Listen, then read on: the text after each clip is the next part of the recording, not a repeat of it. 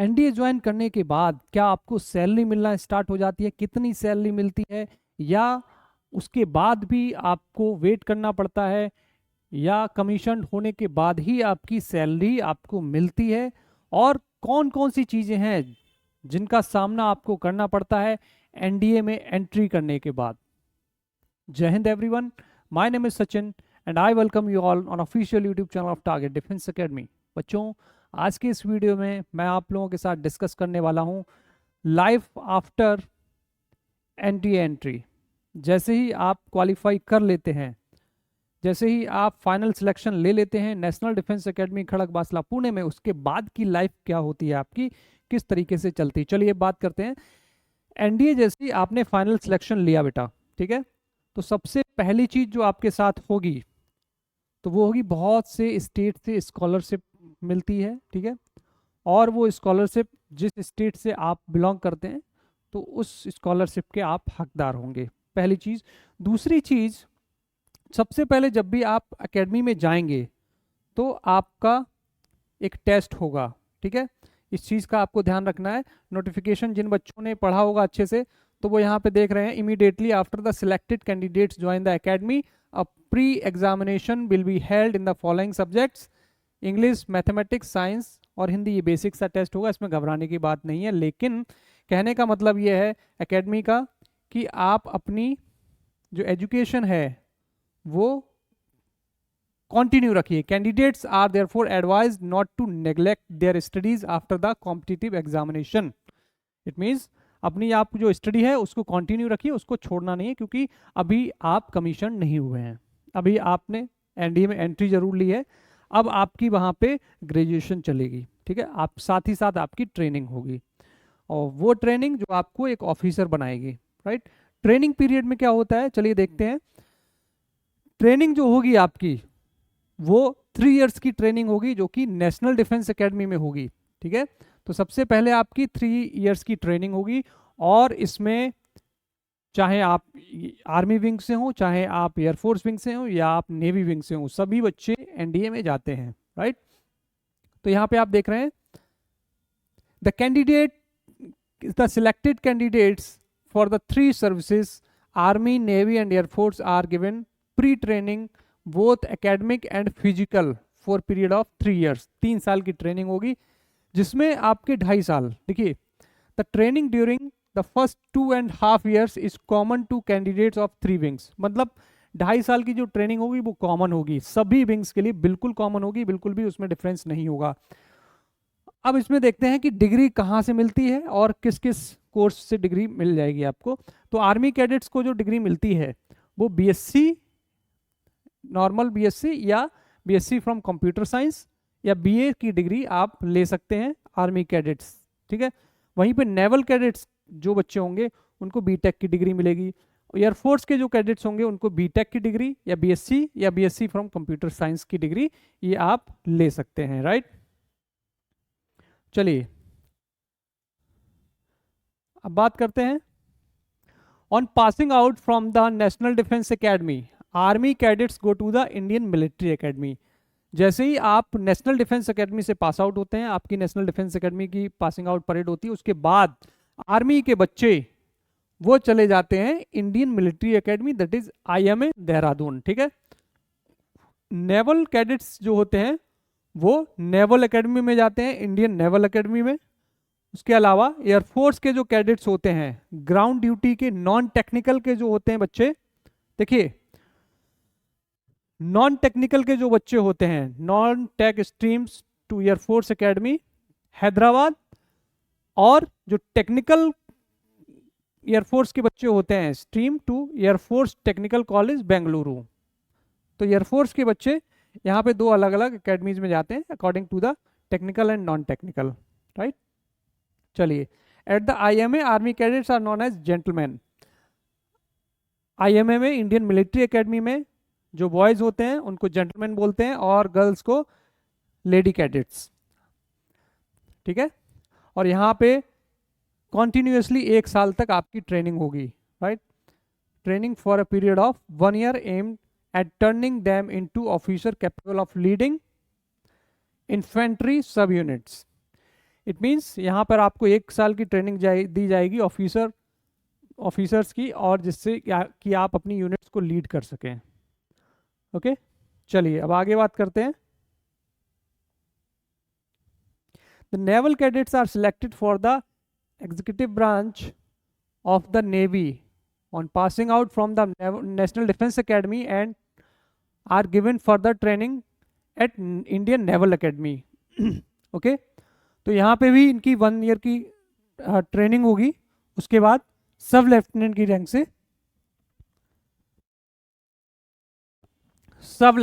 Rank से starting होगी, right. चलिए, इसी तरीके से एयरफोर्स का भी होगा। अब बात कर लेते हैं बेटा कि सैलरी क्या होगी। क्या एनडीए में जाते ही आपकी सैलरी स्टार्ट हो जाएगी, या आईएमए में जाके स्टार्ट होगी, या आईएमए से पास आउट हो जाएंगे, कमीशन हो जाएंगे, तब आपकी सैलरी स्टार्ट होगी। और तीनों के बारे में मैं डिटेल में डिस्कस करने वाला हूं। तो यहाँ पर सबसे पहले देख रहे हैं फिक्स्ड स्टाइपेंड जो होता है, फिक्स्ड सैलरी एक आपकी मिलनी स्टार्ट हो जाएगी जैसे ही आप आईएमए में जाएंगे। एनडीए में क्या होगा बेटा, एनडीए में देखिए, एनडीए में केवल आपको स्कॉलरशिप मिलती है और नॉर्मल सा खर्चा मिलता है, ठीक है। बट जैसे ही आप आईएमए में पहुंचते हैं, इट मीन्स आप एनडीए से पास आउट होके आगे पहुंचते हैं, तो इसमें आपको देखिए जो सैलरी मिलना स्टार्ट होगी, ये फिक्स सैलरी होगी 56,100 पर मंथ, ठीक है। और यही एक सैलरी होती है जो बेसिक, इट मीन्स जब भी आप लेफ्टिनेंट बनते हैं तो आपकी फिक्स सैलरी तब भी आपकी इतनी होती है, लेकिन और भी उसमें अलाउंसेस वगैरह ऐड होते हैं, और भी कई सारी चीज़ें ऐड होती हैं जिससे कि बढ़ जाती है। अभी नीचे बात करेंगे, आगे देखेंगे, ठीक है। तो ये 56,100 की ये आपकी पर मंथ सैलरी होगी जब आप आईएमए में होंगे, ठीक है। चलिए अब देखते हैं पे स्केल। ये देखिए, इंपॉर्टेंट थिंग इज दिस कि यहां पे स्केल क्या होती है। सबसे पहले बात करेंगे लेफ्टिनेंट टू मेजर, ठीक है। जब आप लेफ्टिनेंट से स्टार्ट करते हैं, लेफ्टिनेंट से आपकी कमीशन होंगे, और लेफ्टिनेंट से मेजर तक की सैलरी देखिए, लेफ्टिनेंट जब आप होंगे तब जो आपकी लेवल 10 की सैलरी होगी, और वो सैलरी क्या होगी, 56,100 से लेकर 1,77,500 तक सैलरी आपकी हो सकती है। वेरी करती है बिकॉज अलाउंसेस इसमें काफ़ी होते हैं, और अलाउंसेस अलग अलग तरीके के होते हैं, और कुछ अलाउंसेस मिलते हैं, कुछ को नहीं मिलते हैं। तो अप्रॉक्सीमेट देखिए, ये तो एक फिक्स सैलरी होगी 56,100, ये तो मिनिमम है। इसके बाद अलाउंसेस वगैरह ऐड करेंगे तो वो काफ़ी आगे निकल जाती है। इसके अलावा कैप्टन की जो सैलरी होती है वो 61,300 होती है, इससे लेकर 1,93,900 तक सैलरी हो सकती है एक कैप्टन की। वहीं पर एक मेजर की सैलरी जो है वो 69,400 से लेकर 2,07,200 तक होती है। ये तो हो गई लेफ्टिनेंट टू मेजर तक की। अब बात करते हैं lieutenant colonel to major general. Lieutenant colonel से मेजर जनरल तक की सैलरी देख लेते हैं। तो लेफ्टिनेंट कर्नल की जो सैलरी होती है, इसका लेवल जो होता है 12A होता है, और इनकी जो सैलरी होती है 1,21,200 से लेकर 2,12,400 तक होती है बेटा, ठीक है। तो बहुत ही इंपॉर्टेंट चीज़ें हैं, बहुत ही आपको मोटिवेट करेंगी, बिकॉज जब भी आप डिफेंस ज्वाइन करते हैं तो रेस्पेक्ट के साथ साथ एक अच्छी सैलरी भी होनी चाहिए, जिससे कि आप अपना अच्छी लाइफ स्टाइल मेंटेन कर सकें, राइट। कर्नल की जो सैलरी होती है वो लेवल 13 की होती है, और इनकी जो सैलरी होती है 1,30,000 1,30,600 टू 2,15,900 तक हो सकती है, राइट। उसके बाद ब्रिगेडियर की सैलरी की अगर मैं बात करूं, इसका जो लेवल होता है 13A होता है, और 1,39,600 से लेकर 2,17,600 तक सैलरी हो सकती है। उसके बाद मेजर जनरल की अगर बात करते हैं, लेवल 14 की ये रैंक होती है मेजर जनरल की, और इनकी जो सैलरी जो हो सकती है वो 1,44,200 1,44,200 से लेकर 2,18,200 तक सैलरी हो सकती है, राइट। अब बात करते हैं इससे ऊपर की रैंक्स। जनरल तक की बात हो गई, अब ऊपर की बात करेंगे। तो यहां पे ये देखिए, लेफ्टिनेंट जनरल। लेफ्टिनेंट जनरल की जो रैंक होती है वो लेवल 15 की रैंक होती है, और इनकी जो सैलरी होती है वो 1,82,000 से लेकर 2,24,000 तक सैलरी इनकी हो सकती है। वहीं पे लेफ्टिनेंट जनरल लेवल 16 ऑफिसर्स की 2,05,400 से लेकर 2,24,400 तक सैलरी हो सकती है। अब उससे हाई रैंक्स की बात करते हैं, जो टॉप 2 रैंक्स होती हैं, चीफ ऑफ आर्मी स्टाफ और लेफ्टिनेंट जनरल, मीन्स जो आर्मी, ये चीफ ऑफ आर्मी स्टाफ, ठीक है, ये सबसे टॉप रैंक होती है। उसके बाद उससे पहले जो लेवल 17 ऑफिसर होते हैं, ठीक है, उनकी जो सैलरी है वो 2,25,000 से, सॉरी 2,25,000 रुपीज फिक्स सैलरी होती है, जो कि इनको मंथली मिलती है। वहीं पे level 18 officer chief of army staff की सैलरी 2,50,000 रुपये होती है, ये फिक्स सैलरी है, 2,50,000 रुपीज, ठीक है। तो ये एक सैलरी का पे स्केल कंप्लीट आपने देखा, लेफ्टिनेंट से लेकर चीफ ऑफ आर्मी स्टाफ तक का, ठीक है। तो बेसिकली होता क्या है कि जब भी आप एनडीए जाते हैं तो ये सारी चीज़ें आपको मोटिवेट करती हैं, और एनडीए की जब आप प्रिपरेशन करते हैं तब भी आपको ये सारी चीज़ें मोटिवेट करती हैं। तो ये चीज़ें बहुत इंपॉर्टेंट हैं आपको जानना कि किस तरीके से। उसके अलावा भी अभी मैं आपको बता दूं बेटा,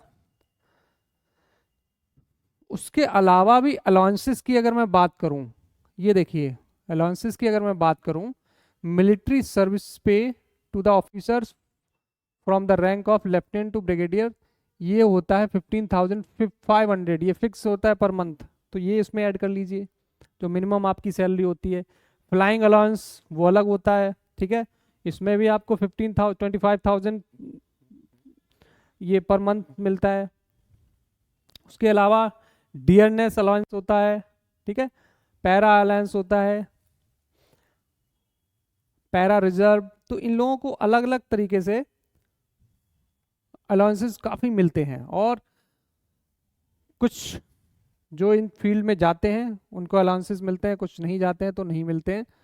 बाकी उसके अलावा फैसिलिटीज़ तो आप सभी जानते ही हैं कि किस तरीके की फैसिलिटीज़ दी जाती हैं। हाई एल्टीट्यूड पे जो भी ऑफिसर जाते हैं उनको और भी पैसा मिलता है, और भी एक्स्ट्रा अलाउंसेस मिलते हैं। तो ये सारी चीज़ें हाई एल्टीट्यूड का, ये देखिए हाई एल्टीट्यूड अलाउंस क्या होता है, ऑफिसर्स को कैटेगरी 1 का ऑफिसर होता है 3,400 पर मंथ होता है, कैटेगरी 2 का जो ऑफिसर होता है 5,300 पर मंथ, वहीं कैटेगरी 3 का ऑफिसर जो होता है वो उसको 25,000 rupees per month high altitude allowance मिलता है। काउंटर इंसर्जेंसी अलाउंस, तो अलाउंसेस बहुत होते हैं। सियाचिन अलाउंस आप देख रहे हैं, सियाचिन में जो पोस्टिंग होती है जिन ऑफिसर्स की, उनको एक्स्ट्रा अलाउंस मिलता है 42,500 per month.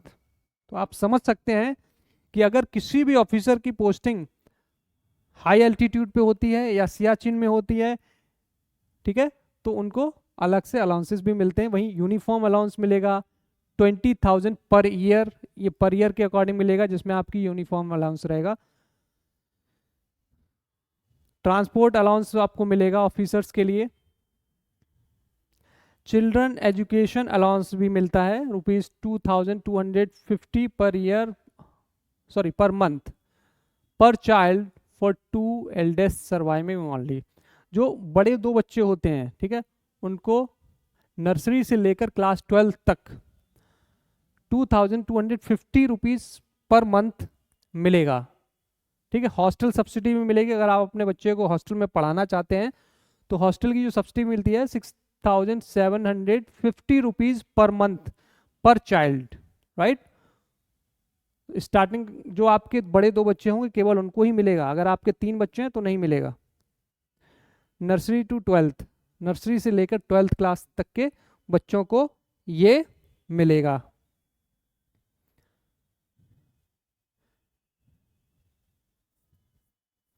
In case of disablement,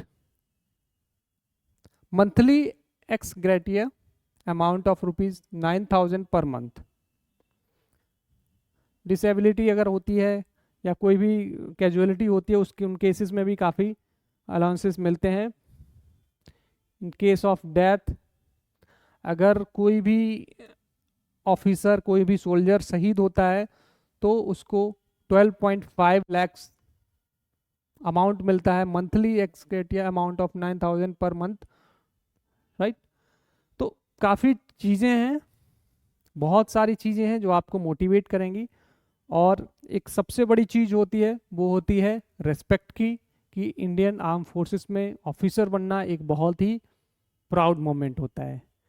तो apart from the money and other things, focus on the respect, gratitude and अपना फैमिली का जो नाम होता है वो एक अलग ही उसकी वैल्यू होती है।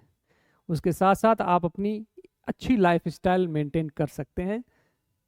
आई hope you are getting my point. सभी चीज़ें आपको समझ में आई होंगी। इसके बाद भी अगर आपके माइंड में कोई भी डाउट होता है, you can ask me through comment section.